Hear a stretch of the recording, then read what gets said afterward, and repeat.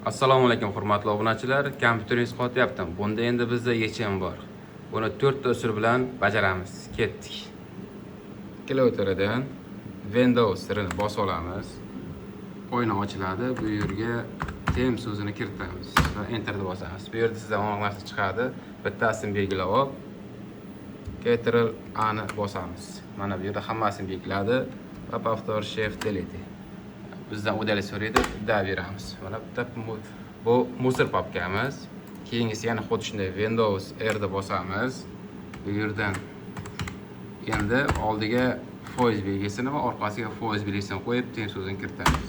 Mana bu yerdan xuddi shunday bitta bosib olamizdan keyin Ctrl A ni bosamiz, hammasini belgiladi va qaytib shift bilan delete ni bosamiz. Mana aka. Da propustit tozalandi. Keyingisi esa xo'sh, Ctrl Shift Escape bosamiz, oyna ochiladi. Bu yerdan avtozagruskani tanlaymiz. Mana bu yerda mana hammasi bukilchan turibdi. Bu yerda sizda balki 5 tadir, balki 10 tadir. Qaysi kerak bo'lmasa, o'shani bitta bosib, mana bu yerdan atkulchanni o'chirib qo'yamiz. Va kompyuterimiz yongan vaqtda avtomatik qo'shilib ketadigan narsalar avtomatik o'chirmaydi va kompyuterimiz zo'riqmaydi. Va oxirgisi 4-inchisi esa total komandaga kiramiz. Mana bu yerda mana ko'rganingizdek bir ochesik disk va ochesik register. Diskga birinchi bosib olamiz. Mana bunaqa narsa ochiladi. Bu yerda hammasiga galchka qo'yamiz va start bosamiz.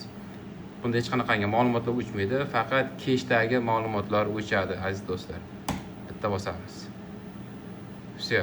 Va keyingisi global очистка o'tamiz, startni bosamiz. Keyin yana bitta qo'shimcha o'taman do'stlar. Ba'zi bir total komandalarda bor, mana shunaqa. Ba'zilarida esa yo'q. O'shuning uchun ikki tushtasini skachat ko'rishingizni tavsiya qilaman. Очистит va очистит sistema. Уже toza deb ko'rsatyapti. Va keyingisi esa registerga bosamiz. Bu yerdan xuddi shunday skanerga bosamiz.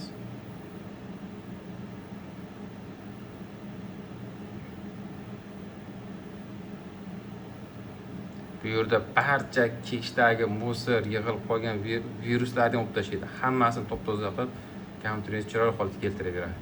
Va hammasini qilib bo'lgandan so'ng bitta perzagurs berib mazza qilib ishlatasiz.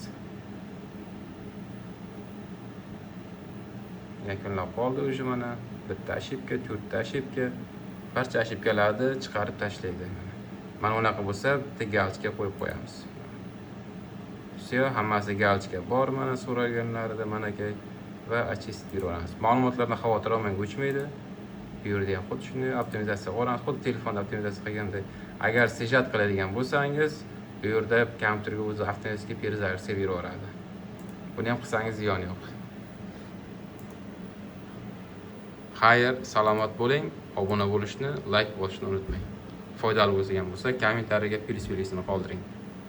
Hayotgancha, perzagurga berish esdan chiqmasin.